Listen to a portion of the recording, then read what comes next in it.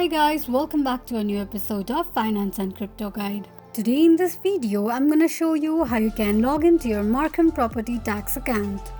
Keep watching the video till the end. To log into your Markham properties tax account, firstly go ahead and launch open your Google search.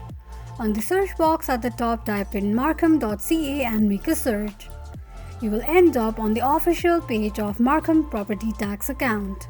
Tap on Sign in to e-property tax option. On the next page, tap on Sign in once again. Now all you need to do is enter your user ID and password associated with your Markham property tax account and type in the letters shown on the box, then tap on Sign in. This is how you can log into your Markham property tax account quickly and easily just in few steps. If you have any thoughts or queries, let us know in the comments section. Don't forget to subscribe to our channel. Also press the notification bell icon so that YouTube will notify you whenever we post a new video. I hope this video was helpful to you.